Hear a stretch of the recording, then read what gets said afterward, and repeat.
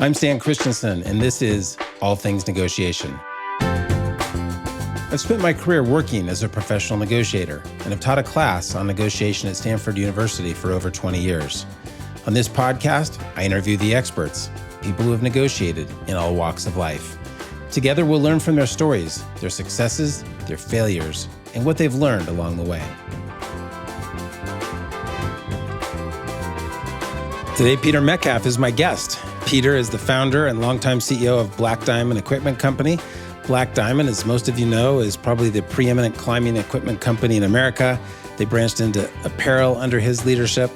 Peter, today in the conversation, weaves in some of his great climbing stories with the founding of Black Diamond, how they spun that out of Patagonia, his negotiation for office space, financing partners, negotiation with employees, negotiation internationally, and some cross-cultural as well as family business negotiations are all a part of our conversation. Welcome to the podcast, Peter Metcalf. Thank you, Stan, and it's a pleasure to be here with you today.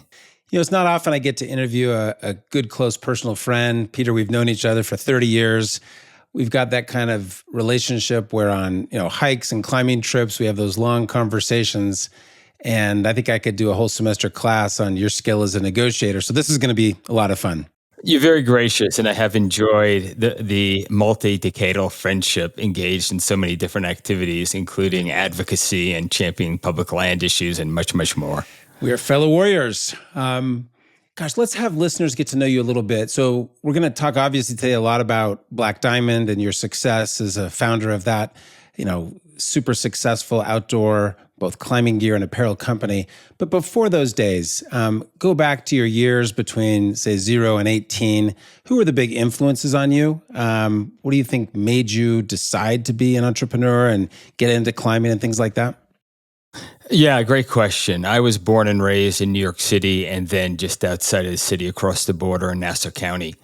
And I think the most important influences I had in my life were, one, my parents, born and raised in China and escaped when the bombing got too intense with my grandmother. And my mother is the Holocaust survivor, born and raised in Germany. And I think what those two people taught me was that for them, life every day was an adventure, and they had no way out of their adventure. And for me, they imbued in me the idea that life can be adventurous and you have a nice, safe home to come back to every night when you want to say, beam me up, Scotty. And the other huge influence in my life was doing what just about every kid my age in the mid-1960s did, was you joined a Boy Scout troop. And I very fortunately joined a Boy Scout troop with two assistant scoutmasters who taught me about backpacking, taught me how to ski, taught me how to rock climb, taught me about the mountains, and it just clicked for me. That's funny. So I also was a Boy Scout, and also I think that really, along with family backpacking trips, solidified my love of the outdoors. So we were both lucky at age 11 and 12 to be influenced by that great organization. So it's fun to have that in common. Climbing seems to be one of the things you took most to. I remember you telling me stories about, I think it was in the mid-70s, there was a famous spot in Yosemite Valley, Camp 4, where a lot of the, I guess we could call them as fellow climbers, dirtbag climbers hung out. Any stories from those days and how you learned to negotiate and things that applied later in life? Yeah, so let me just begin by saying, yes, climbing, it hooked me very early on. I was only 14 when I just got hooked to this activity and would hitchhike up to the Shwangunks in upstate New York every weekend with friends. And my climbing partner, it rapidly began to define my life. And for climbers in that period of the early 1970s, from around the world, if there was a Mecca, if you were serious about climbing, and just like a serious Muslim would go to Mecca, the Mecca for climbers was Yosemite, and sooner or later, you had to go to Yosemite if you were going to become a climber. The granite, the cracks, and the big walls of Yosemite were unlike anything in the world, and they weren't being scaled that often. That was still sort of the test pieces, El Capitan, Half Dome, the Rostrum, walls like that. So I lived in the valley for several seasons in the 1970s, and my second season there, I felt ready to get up on some of the big walls of El Capitan, for one. And the way you would do it back in that day was it took 4 or 5 days to do that route. You would sleep on the wall, sleep in a hammock, sleep on a ledge, that kind of thing. And often what you would do is you'd fixed lines up for the one day, come back down those fixed lines and come back into Camp 4. And then the next day or the day after, you'd then go for it, pull the ropes out, and then you'd be on your own for 4 or 5 days. So we were doing that on a route called the Nose of El Capitan, a very classic route that wasn't done very frequently at that time. And after fixing the first 5 pitches, we came back into Camp 4, which was where everybody stayed. In the parking lot there, you had the best climbers in America hanging out there in their broken down bread trucks and whatnot, living in those things. And as we walked into the parking lot, suddenly 3 of the, what I would call the king, the Duke, and whatever, the 3 leaders of what were called the Stone Masters, eyeballed me and my partner as I came into the parking lot.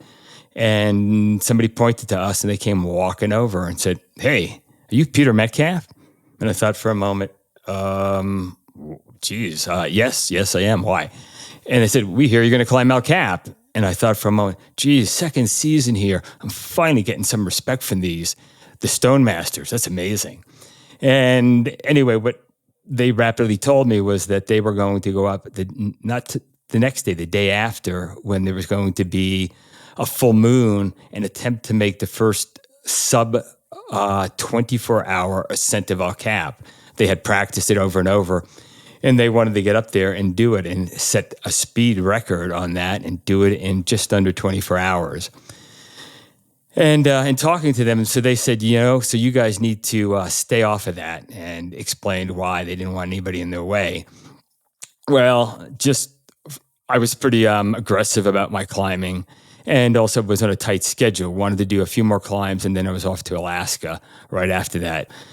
And it was clear I wanted to get up there, and it was clear when they threatened me and just said, "Well, if we come across you up there, it's going to be very difficult to pass, and somebody's going to get hurt." And I should add, at this point in time, I think it was about 128 pounds, and John Long and Jim Bridwell, they could have been football players. I mean, it was clear that they were not going to get hurt if they came across me.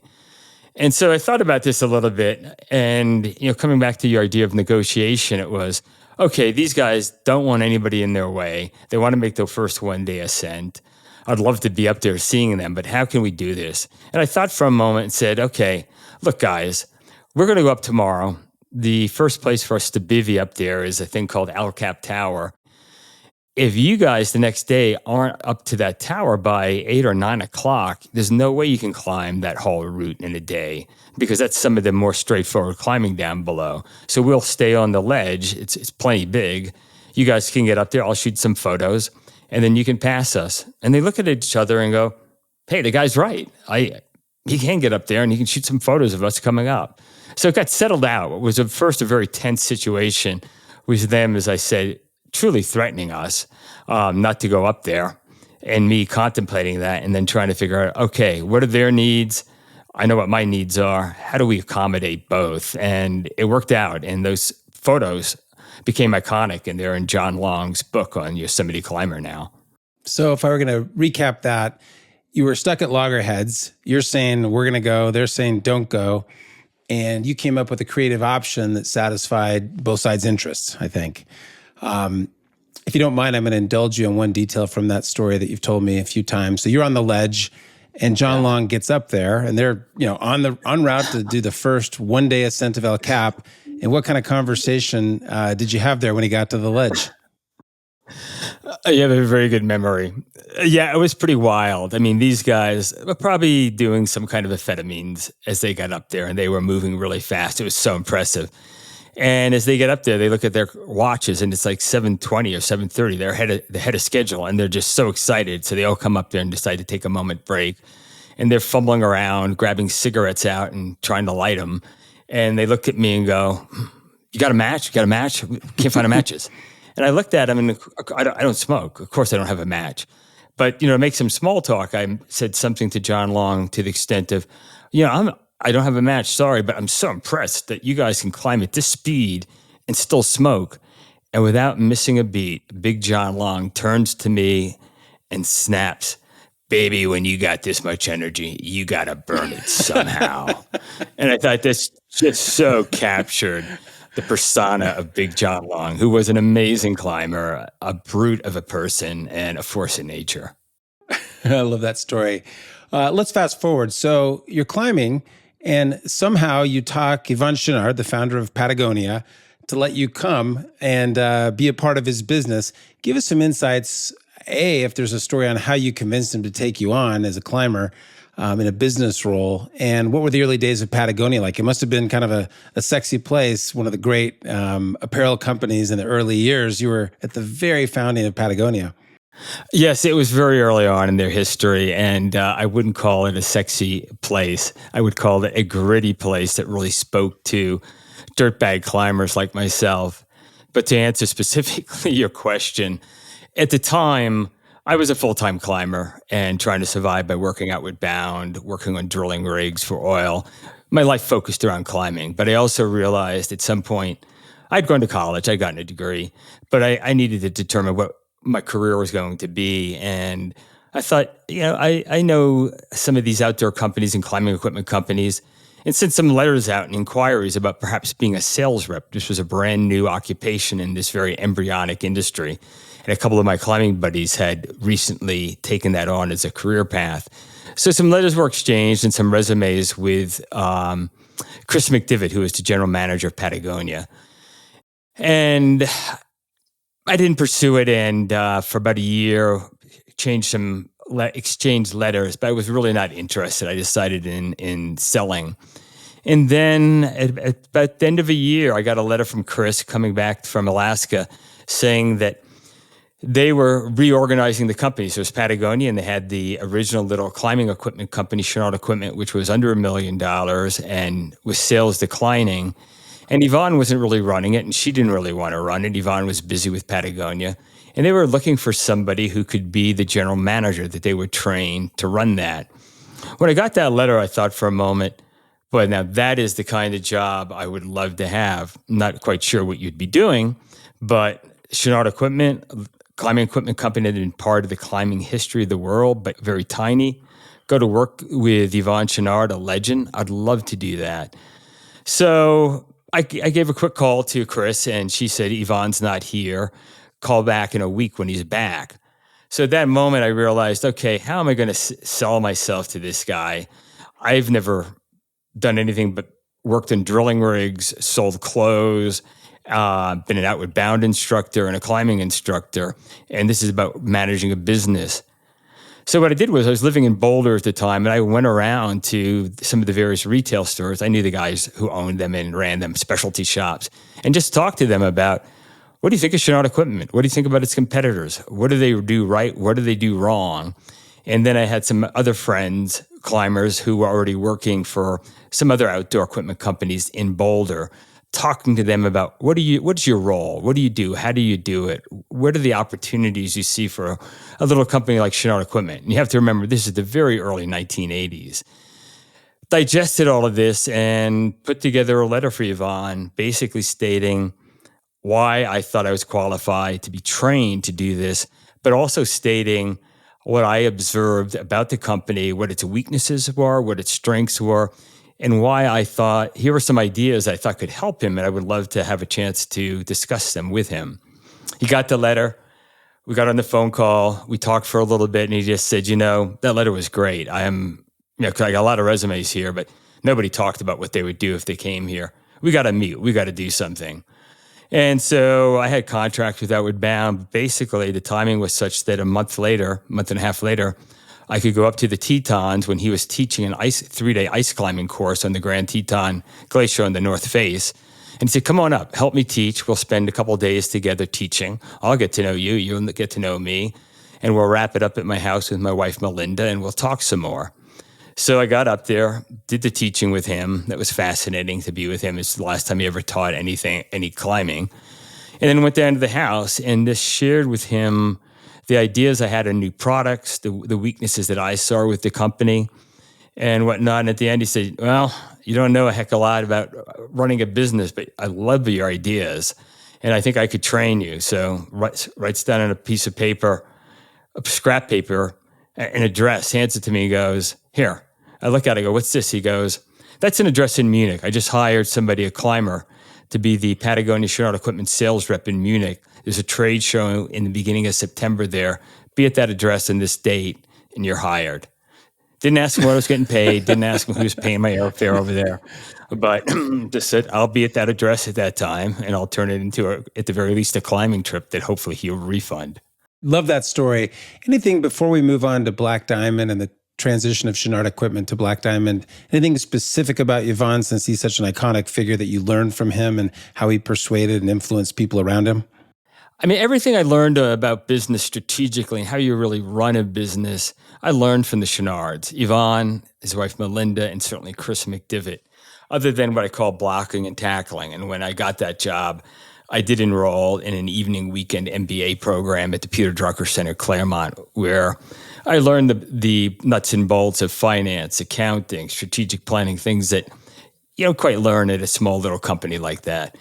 But what I realized with Yvonne was the culture of that company. It was very tiny. It was very familial, very open.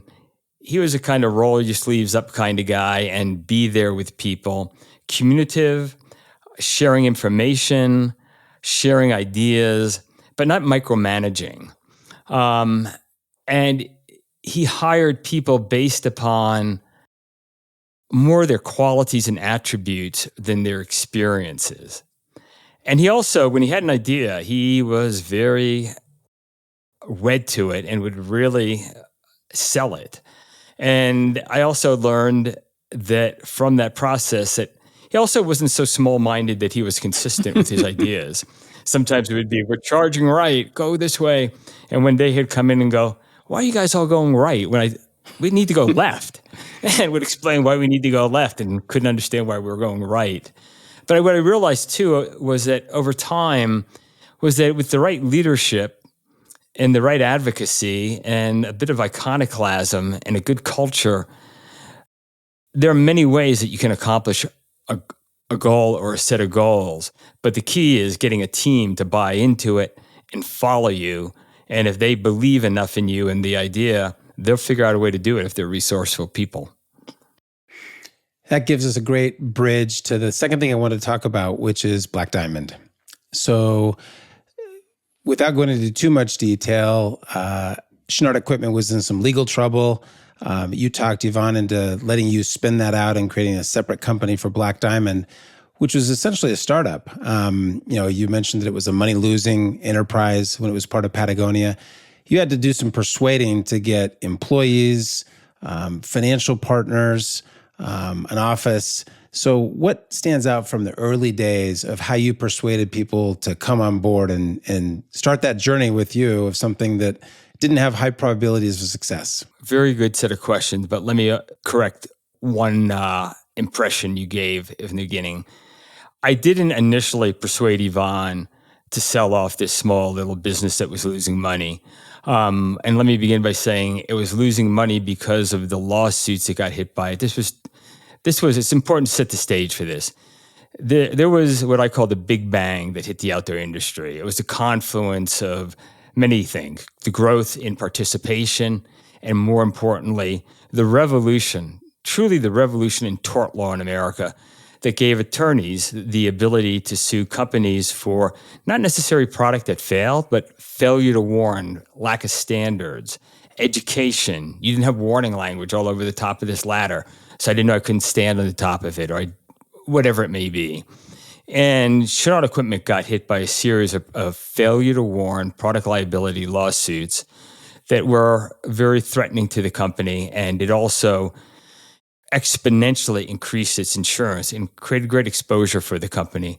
And the cost of the premiums and the exposure from the suits, and the company was very small compared to Patagonia's size and scale at this point. Patagonia had grown quite large.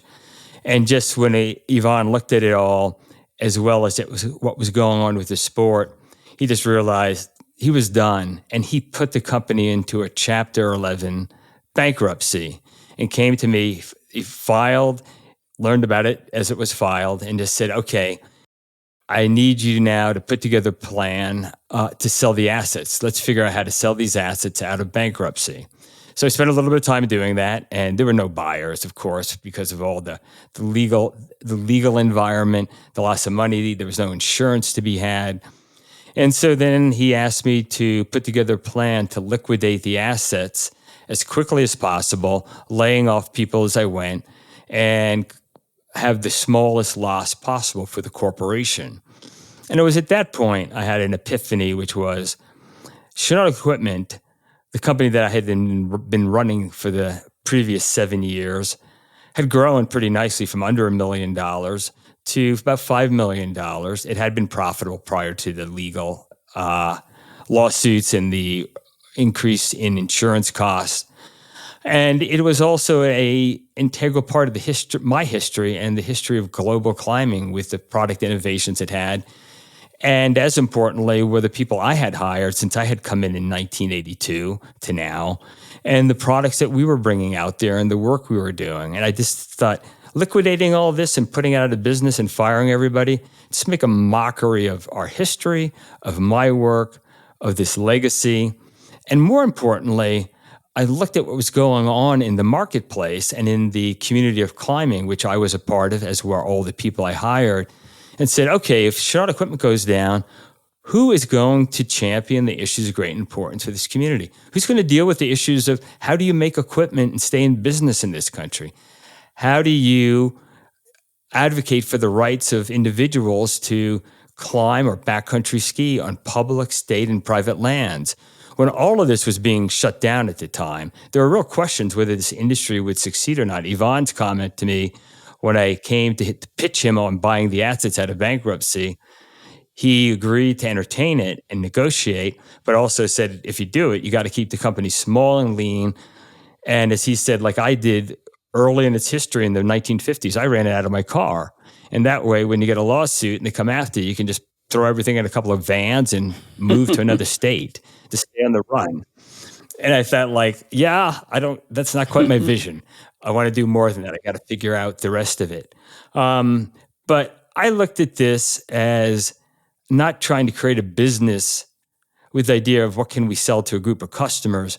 I looked at it as this community of climbers and backcountry skiers was a community that had defined my life. It forged who I am and all the people I had hired. And the question I asked was, what services and what needs does this community have that we can provide? And that is going to be why we start this business, to make a difference to a fellow community of technical mountain sports enthusiasts. And we're going to advocate for them. We're going to continue to bring forth innovative products that help change the sport. And we're going to advocate for their privilege to access these environments while also championing the preservation of these mountain canyon crag environments. So that was the idea behind it. And that was, it's what you call the why. Why do you start a business? What's the purpose of having it? Which is what is compelling to people. And that vision, that reason for being, that why we are in business was what really, I think, convinced people, employees that I wanted to hire, and the Chouinard Equipment ones, not to leave and go to Patagonia when they were being recruited out, and to put their life savings into this new business to get off the ground, because none of us had any money. So it was really sharing your vision and getting other people that were like-minded to both adopt that vision and get on your side and go try to get some stuff done. Exactly. And to understand what are their needs, what did they want? Well, they're part of this community too. They care about these issues as well. If the company would be successful, and which I thought it could be if we could overcome the myriad of challenges, they would participate in this success, and they would have a job doing something meaningful in their chosen area of career profession with a wonderful group of people, and would have a culture that would manifest all the qualities and cultural values of climbing, alpinism, and off-piste skiing. So you would be there with your community at all times, working, playing, laughing, feeling at times really scared, but all of that. But you'd be an owner, you'd a shareholder, you'd be your own customer, and you'd be an employee. The three constituents that you're always trying to balance. And if most of the people are part of all three constituencies, it becomes a lot easier to strategically run that business. Yeah, I spent a lot of time with you at different periods at Black Diamond. If you walked around that office in Salt Lake, basically everyone was super fit. It was sort of a hangout for famous climbers. At one time, you had 3 or 4 of the best climbers in the world working for you. And I remember one time you said to me, look, the best people to hire are climbers, because climbers, you got to know whether you can trust each other if you're there on the ledge. And that might be a more important criteria than did you have your MBA or where you worked last.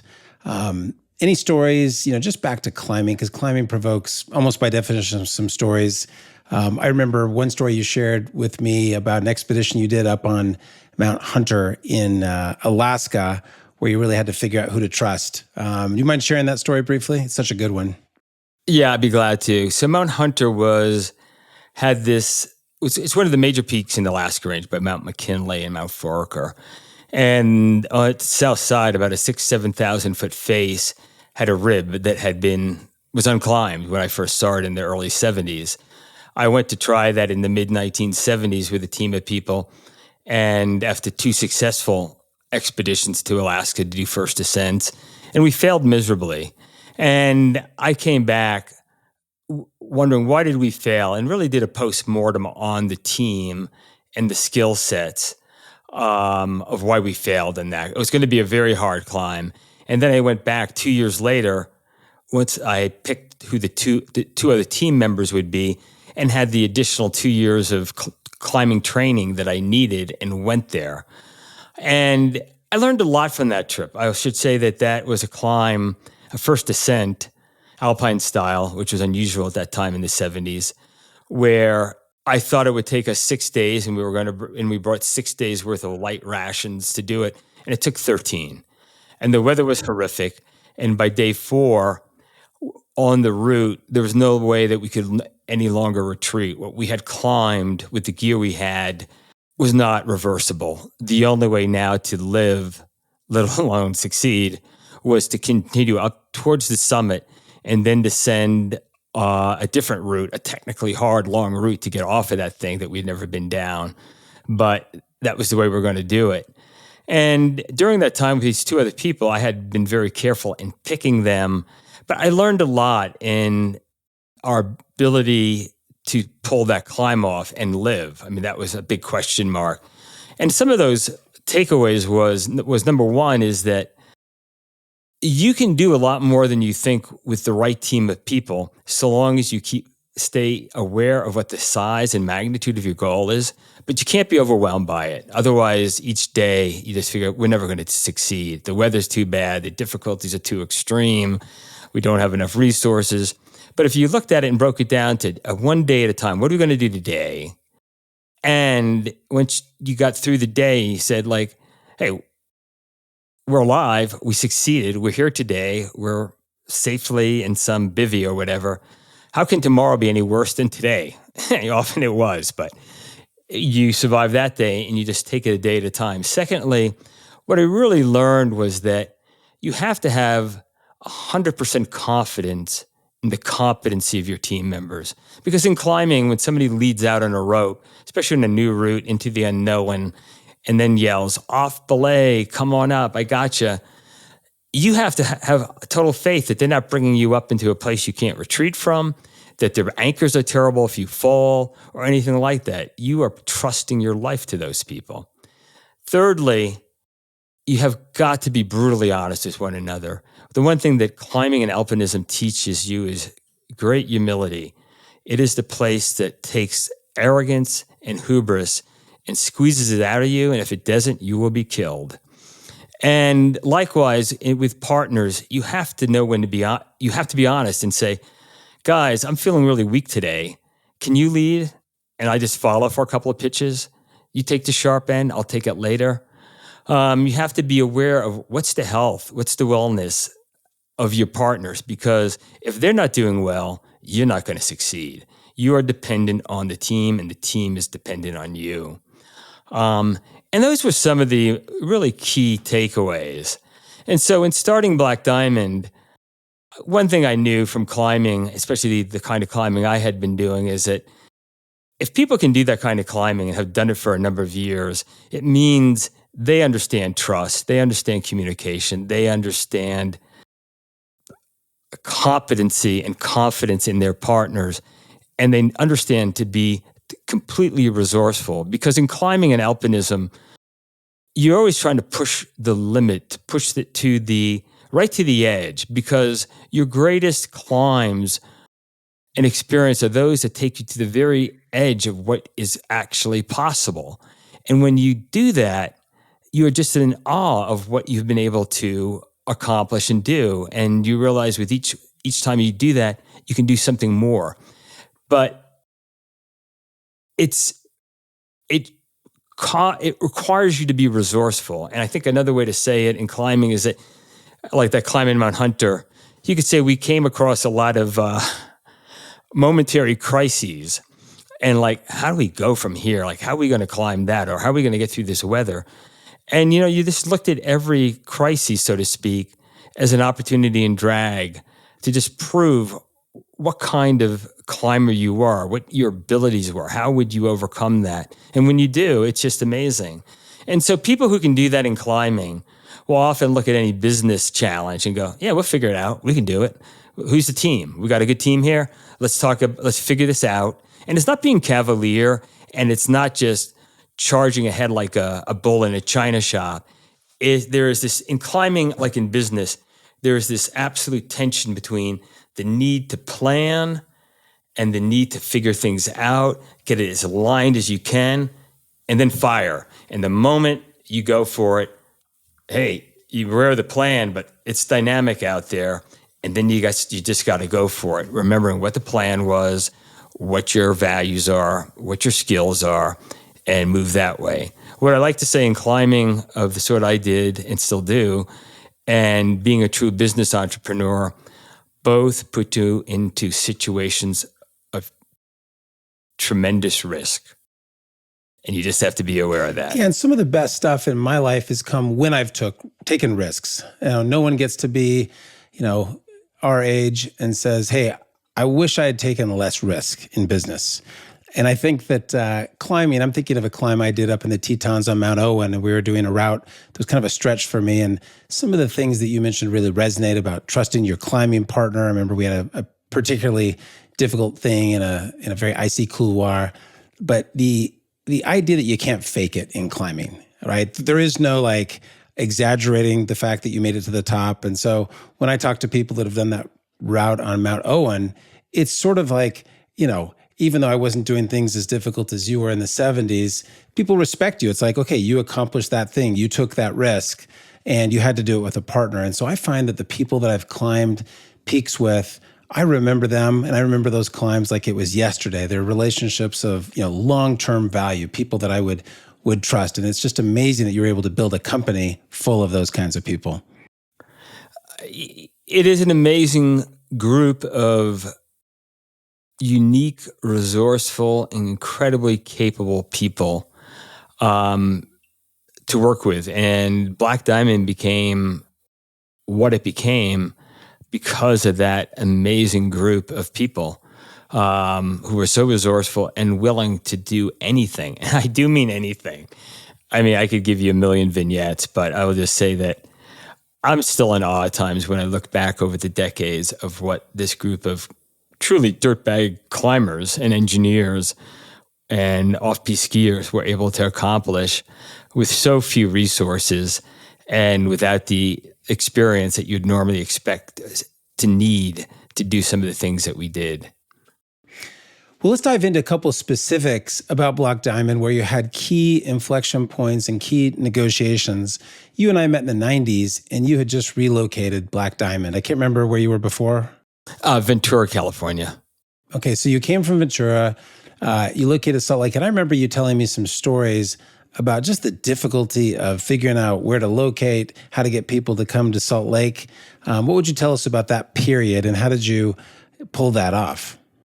Yeah, great question. And it was a formative part of the company's history, and it defined who we became.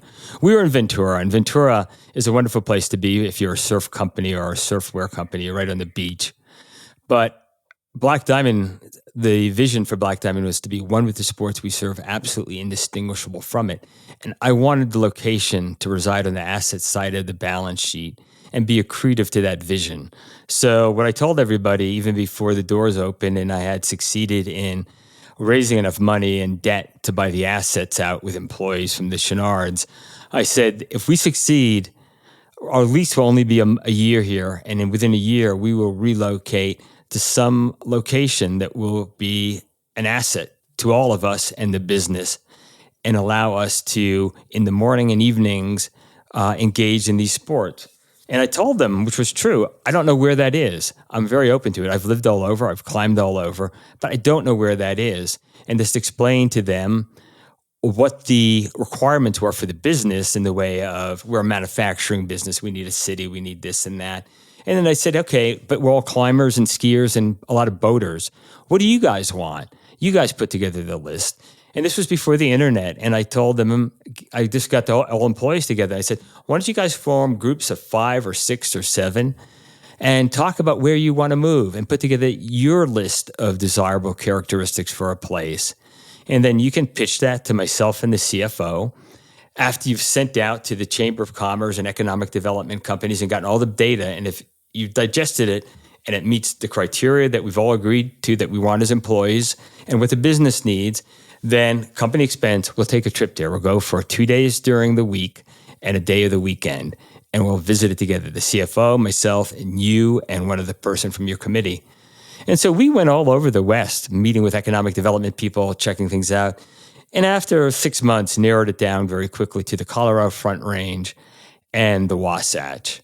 And at that time, Park City, Summit County, was on its knees economically. I was told there was more bank repo property in Park City than privately held. I think that was an exaggeration, but it was probably true. This was the end of the Great Recession in 1990. We settled in Park City after negotiating for some grants, some support, money to train employees. And there was a developer up here who had a business park who was convinced by the community that he should build us a build-to-suit building for us to move into because there was nothing in existence.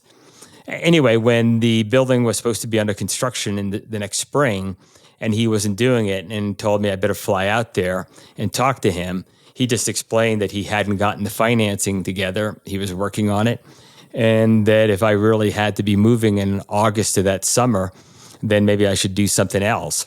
And at that point, we had made the commitment as a company that all employees had already been to Park City and Salt Lake. I brought everybody out when we made the decision to relocate there. I wanted every employee to come see the place. Chartered a bus. We spent 3 days there visiting various things. So employees were bought into the area. But now we had no place to move to. We had to move in a few more months. So I went down to Salt Lake, got a commercial broker going. We started looking at places. And it was clear that we were not going to have a developer give us any brand new building. And there were very few at the time. So I told the broker, let's just start looking at bank repo properties. We're a resourceful group of climbers. Show me, I want to be on the east side. I want to be right by the mountains of Salt Lake, right up against the mountains. Show me every bank repoed strip mall, big box store, shopping village, whatever you got. And in that process came across a property that was very intriguing, that was bank owned, had been owned by the bank, I was told, by 4.5 years. And I thought over time could make a great home for the company if we could afford it. And in doing some research with the broker, even though the property was off the market, he said that had been on the market a long time. They couldn't sell it. Their last offer was under $1 million for people who were just going to bulldoze the buildings out and build houses. So he goes, maybe if you make a higher offer than that, you could get it. And I thought, nah, they'll never do it. So I'll find some developers. Nobody wanted to touch it either. It was a white elephant. Went to the bank and made them an offer for just over $1 million. I figured that might do it. They agreed and said yes, But there was two problems. One was, well, I could put down 15% if I raised a little bit more equity from employees and all shareholders, but we needed twice that amount of money for the tenant improvements. So after the bank agreed, I went back and said, well, I can give you that down payment, but you got to give us 2x for that to do the tenant improvements. And that was quite the negotiation, but they were hooked at this time and really wanted to get this thing sold and off their books, because at this time, the RTC required you to write an asset down to zero if it had been non-performing for 5 years. But the other big challenge for us, candidly, was that I was told we needed to get it rezoned by the county because we're a manufacturer. So I said, okay, how do you do that? They explained how you do it. Do a mailing to the community. The community has a community council. You got to vote for it. And you come on out and make a presentation to them. So I flew out with our Kodachrome projectors and ectograph unit with my marketing director, Mariah Craner, to the Mill Creek Library. Showed up there one evening, like a Thursday, and there must have been 100 cars there. And I remember saying to Mariah, this is amazing. This is an impressive community that all these people would come out to greet us and want to hear our presentation here at the library. I got 5 minutes into that presentation before I got shouted down, where people told me in the area that there was no way that they're going to allow that place to be rezoned with a manufacturing zoning and have a manufacturing company in that facility. It was an old shopping village. And that was the end of that. Next morning, I went back to the county and explained to them what had happened. And I said, I just don't understand why we need to have this hardcore manufacturing zoning. And they just said, well, that's the way it is. I said, well, let me look at you got a zoning book, right? Can I look through it? And I spent an hour going through the zoning book and came across a zoning level called C3ZC, which was basically something that said, hey, if you're a retailer and manufacture some of your product here, but ship some of it elsewhere, you can qualify for this zoning. So I asked the guy, I said, hey, we don't have a retail store now, but if we open up a retail store in that location, would you support that zoning? Because I think the community is okay with commercial zoning because that's what's there now. It's a higher level, but they might allow it. And he says, well, it's not what it's really meant for, but if you commit to the store, I'll do it, but you got to come back and start all over again. So I said, we don't have any choice. We're out of time. This is it. This place can work for us. So we did a mailing, but I also realized that the only way this would work this time, after the first failed attempt, is we had to go door to door, just like Mormon missionaries. This is an LDS community. So we literally flew out in March in a snowstorm. It was maybe April. It was Easter weekend. Men and women, 4 of us or 6 of us, jackets and ties, dresses for the ladies, and just went door to door, knocking on doors, graciously asking if we could come in and hear what your concerns were and tell them who we were and how much we really wanted to be part of the community and what could we deliver to them and what were their concerns. Tell us your concerns. We heard what their concerns were about noise, about what time lights would come on, about the buildings themselves. Could we plant a beautifully landscape the back of the buildings and around them to block them from the community? We agreed to all these things because I didn't have much choice and I needed their support. And amazingly, 2 weeks later, we're back and we got the vote by 1 vote in favor of it. So we could move forward with this whole relocation to what is still Black Diamond's home 35 years later. There's so many good things in that story, but let me just highlight one, which is it sounds like the way you tell the story, by going door to door, you really listened to them and then adjusted your plans based on what you heard. Is that a fair characterization?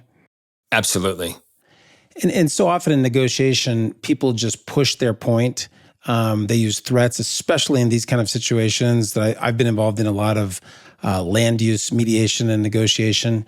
And developers tend to just try to shove things down the other side's throat.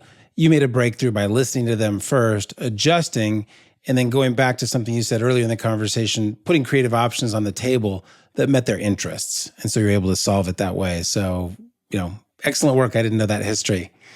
I'm guessing you probably had some near-death experiences at Black Diamond. All startups are sort of a series of highs and lows.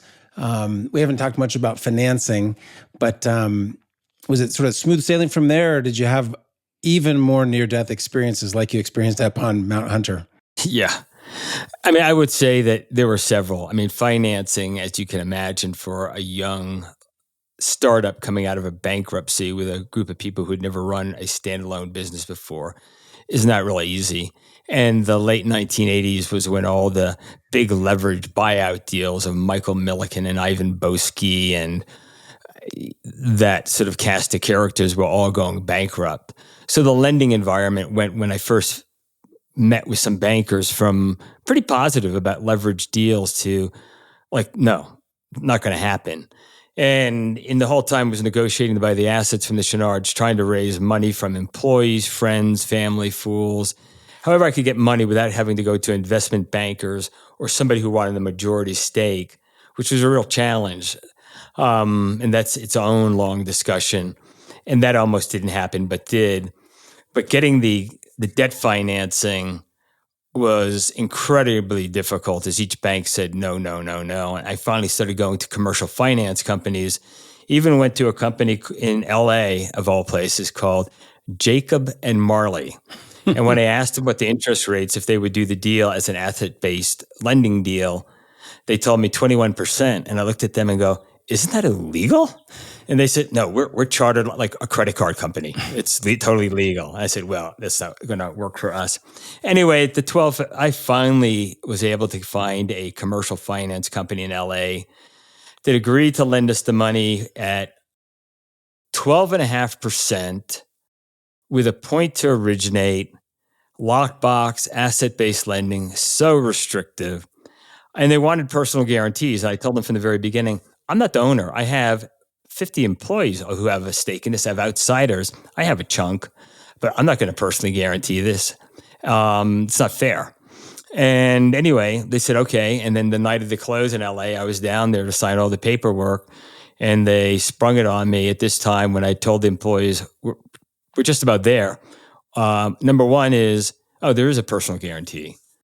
And so there was that moment of, do I do it or not? And of course I did. And the second one was that there's another point success fee on top of the origination fee. And so those things I had to really question for a moment. Can we, I had the numbers like so baked in my head. Could we afford that or not? And I figured like, yeah, a few more cuts and all, we could do it. But we did it and we moved forward. It worked. It was challenging, but I am a true believer in open book management and taught every employee how asset-based lending works, whether you were working on the Caribbean line or wherever. So they understood we received no advances on work in process, but raw materials and finished goods we did. So when we put something into work, we had to get it through, done, so we could borrow against it again. We moved to Salt Lake. I'm still with this commercial finance company, only to be told right after we moved to Salt Lake that the parent company, a savings and loan, was taken over by the RTC, the Resolution Trust Corporation. And the whole portfolio loans would be liquidated, and the RTC wasn't going to sell them off singularly. Somebody would buy them and demand immediate liquidation. And I thought, oh my God. That's a bad day. I mean, we're only a year into this. What are we going to do? Where are we going to go? How are we going to deal with this thing? This could take us down at this point in time. We've just moved to Salt Lake. Zions has financed all the tenant improvements. They own the building. I've been turned down by so many banks before. I've been talking to banks in Utah about financing us someday. And I said, yeah, someday in the future, be here a couple of years. And then I just realized at that point in time, there's no choice. So, okay, we have to buy our loan. We got to get it out. We can't let us to be sold with this whole portfolio of loans. So even though I was told by the commercial finance company, the RTC is selling it as a group, nothing you can do about it. I contacted the RTC up in Portland, wrote them a letter explaining who we were, a young leverage company. We had a whole array of minorities already in manufacturing and what our situation was. And would they talk to me about selling me the loan? They agreed if I flew up there to talk. Didn't say they'd do it. So then I thought, okay, if we're going to do that, I'm going to go up there and try to buy it way below cost, but I need somebody to back me. So I had met the CEO of Zions Bank, who had owned the property that we acquired and did the tenant improvements, gotten to know him a little bit, asked for a meeting, went in there, sat down with Harris and said, Harris, here's my situation. with this company. You've been so gracious in selling us the property, giving us the tenant improvement money. But now we're in a very bad situation with a commercial finance company. As you've seen our numbers, we are profitable. We're small. We're highly leveraged. I want to fly up to the RTC. They've agreed to meet me, try to buy this loan out. I think I can get it, from what I understand in talking to people, for as much as 8 or 9% below the value. I would give you half of that as an origination fee for a loan if you could do this. And maybe you could give us a slightly better rate than 12.5%. He said, go up there. He goes, we'll back you. We'll discuss details later. Go on up there. I went up there. RTC agreed to sell it. Full 8%, I think 8.5% discount. Came back, met with Harris, and Harris said, congratulations. Let me hook you up with your banker, Mike Baruff, who is our banker for 30 years. And the rate would be like 50% less. So I think we got down to 8.5% from 12.5. The interest market was still very high. And secondly, Harris said, I'm not going to take half of this. You need that. We'll take 2 points to originate. And I said, thank you. And it was just amazing. And yes, we were still asset-based lending. There was very strict covenants, as you can imagine, but it was already a far better deal than with the Far West commercial finance. And it was just one more case of many where a pending crisis, a disaster that could have easily took us down, was flipped into an incredible opportunity. And hence why my buzz talk at the company always was, for this company, for us, every crisis is an opportunity in drag. I love this story. Let me highlight a couple of points. Number one, the fact that you flew up to Oregon to meet with the RTC unilaterally, I'm guessing they didn't get a lot of those meetings. They're selling these loans off in package. So that was super aggressive of you to do that. And that's what it takes to be a serious startup founder that's successful. The other is the long-term relationship that you formed with your bankers, Zions Bank in Salt Lake, because they weren't trying to squeeze you, because you had developed that relationship over time. And they're probably happy that you stayed with them for 30 years. And so that was mutually beneficial, thinking about the long term as opposed to just the short term, which is always the right answer in negotiation. I tell my students, most negotiation courses are taught to basically exploit the idea that there's another party and how can you take advantage of them. There's a fixed pie and how do I get more for my side and less for them? And a lot of people negotiate that way, but if you do, you're not able to take advantage of these long-term opportunities because there are always those chances for joint gains. And so that's a great example of that. We're running out of time, and there's two big things I want to hit on. One is the culture you developed at BD. It was a good culture. It was a positive culture. I did a lot of walking around. What are the specific things you did to create that culture, and how useful was that in your success? Yeah, very good question. And I think the culture was absolutely integral. I mean, I'll start by quoting Warren Buffett, who said that culture eats strategy for lunch every day. It's far more important. And I will add that as I was working on creating the company before negotiating the assets and trying to convince employees to come work for me or work for this business, it was going to be their business, was I came up with not only a vision and mission statement that I already shared with you, but also what I call the 10 commitments, which are sort of like, based on the 10 commandments, what were going to be the absolute guiding principles of the company. And one of those 10 was to create long-term partnerships with those we do business with, whether it was our bank, our suppliers, our customers, or with employees. Another one was to share the company's success with all of its employees. That was another of the 10 commitments.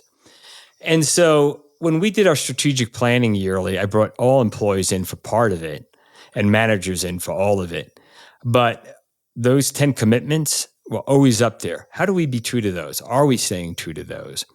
And to me, the culture was all about open book management, quarterly meetings, sharing plans, sharing financials, teaching people how basic finances worked. And then it was a very egalitarian, open culture. My door was always open. Anybody could come in and talk to me. And then I really wanted the culture to be one with the sports we serve, absolutely indistinguishable from it, so that BD felt like you are in Camp 4 in Yosemite, that when customers came into our store or into the building, they felt immersed in the culture of climbing, alpinism, it's off-piste skiing, the values of that. And some of the things that we would do to enhance that, besides what I've already shared, was dawn patrols, a phrase which is now in the common lexicon among climbers and skiers. I think it was really coined by Black Diamond in our early marketing literature, because literally upon arriving in Salt Lake, since we're no longer at the beach, we now had the mountains. We would get up early, meet at the mouth of Little Cottonwood, literally at 4:30 a.m. or 5 a.m., so that we could skin up Superior and ski down and still be at work by 9 o'clock, or go do some rock climbs in the summer. And the same in the evening. But we would get people, would mix it up and get people from all over the company, so that you'd break down barriers. You could have the CFO with somebody from the shop, with a customer service person, and vice versa. And in these environments where you're climbing and off-piste skiing and dealing with avalanche terrain, you all become dependent on one another for safety, for security. You're counting on one another. And that really helps build an amazing familial culture within a business. It's honesty, communication, you get to know one another, and you share in a set of values. And I like to say that what is fact is that BD for 30 years has been the industry's innovator. The amount of revolutionary and truly evolutionary products that we came out with, copied by others in climbing and skiing and alpinism, is off the charts. I mean, the Smithsonian has our product. Apple Computers, it turned out, when they started recruiting our people, brought them in and said, here's who we admire. Believe it or not, we have your Camelot, your ice tool, you're this here, because we love your Bauhaus design principles. But to me, part of it was also the idea that intimacy to the sport and the community yields insight. And it's insight that yields the opportunities for true innovation. Innovation in product, innovation in marketing, innovation in how you champion the issues of great importance that matter to this community that you're such an integral part of. I love that. To wrap up, I want to talk just very briefly about Black Diamond's expansion into Europe. You set up BD Europe, you set up BD Asia. You and I talked a lot, it was probably 20 years ago, about your partnership with Scarpa. And I'd like to start there. So Scarpa being an Italian footwear company, family owned, family run. And when people ask me, what are the hardest negotiations you've ever worked on? It's not, guerrilla leaders in Chechnya. It's not Palestinians versus Israelis. It's family businesses. Family business is the hardest. So is there an anecdote or two from the Scarpa days on negotiating with a family business in Italy and how difficult that was? Yeah. And let me begin by saying, among those 10 commitments I put together before the doors of the business even opened, one of those was to be a true global competitor, which was somewhat of a hubristic statement to make for a tiny little startup. But I really believe that we needed to be global for a variety of reasons. And the relationship that we had with Scarpa, family-owned business, which had a couple of brothers and a couple of cousins who were running it, they were the second generation, it's a pretty unique culture there, as you can imagine. The second generation, the founding generation of some brothers was still there in their late 60s, quintessential Italians with no English knowledge, true bootmakers, craftsmen. And what you really learned very quickly was that if you're trying to approach this like we do as Westerners with a professionally run business and decide, okay, well, you're in charge, I'm going to just talk to you and you got to make these decisions and talk to your other family members about this or that, that wasn't working at all. And I, at the time, I remember coming across a Harvard Business Review article by Peter Drucker, who really enlightened me with that article about family businesses. And one of the lines in that I remember so well was that he said, sometimes the least expensive thing that a family-run business can do is to pay a princely sum of money to a family member not to come to work.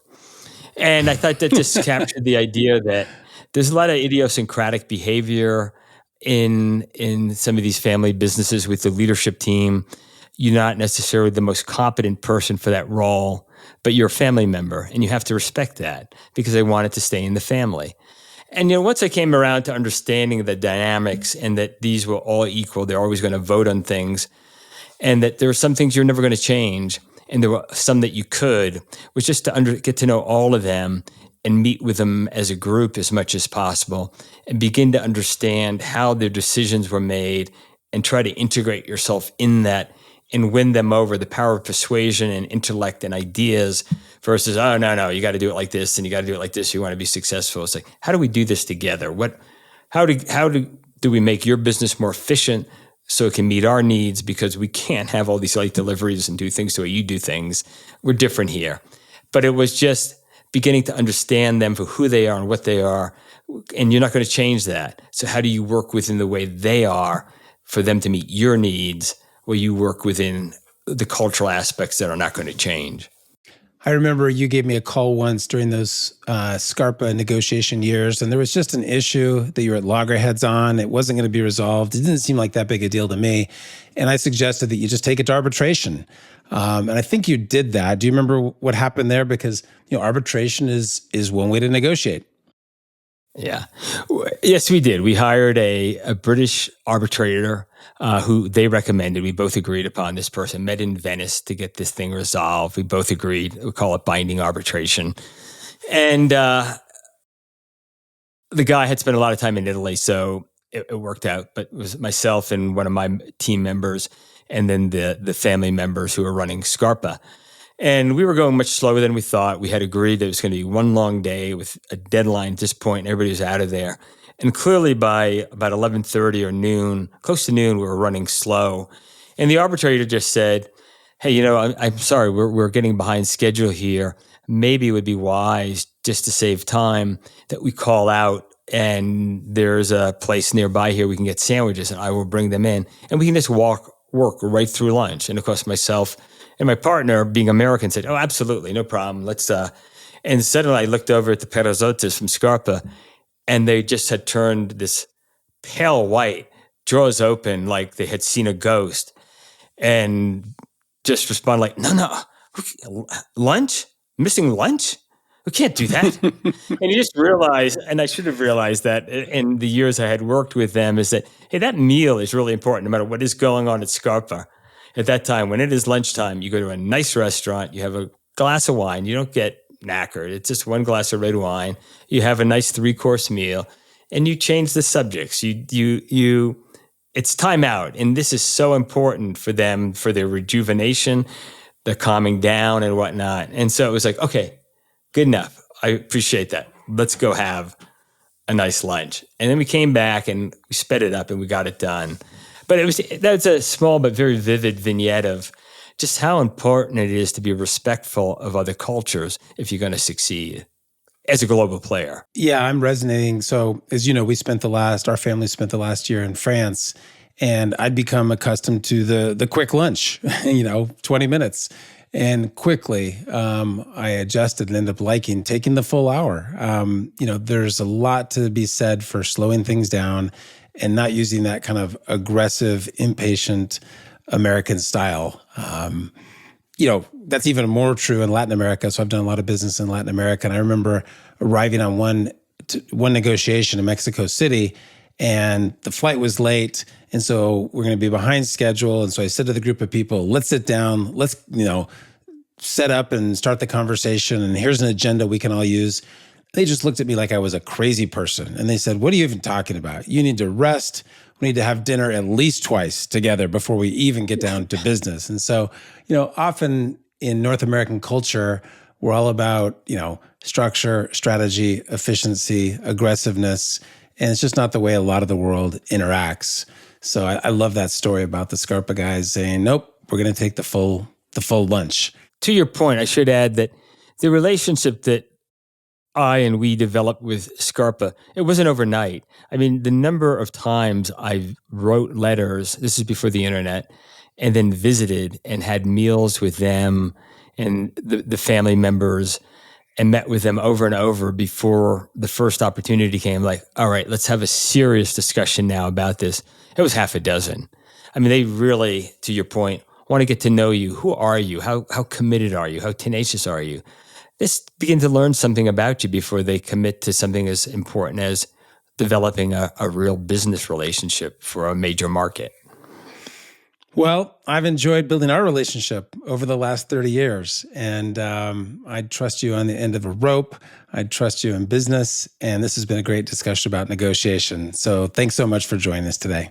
You're very gracious, Stan. It's been a real pleasure, and I value our friendship equally. It's been a great couple of decades, and I look forward to the next couple of decades. Thanks for listening to All Things Negotiation. You can subscribe to the show on Apple Podcasts, Spotify, or your favorite podcast app. If you enjoyed the show, please consider giving us a rating and leaving a review, which helps others find the show.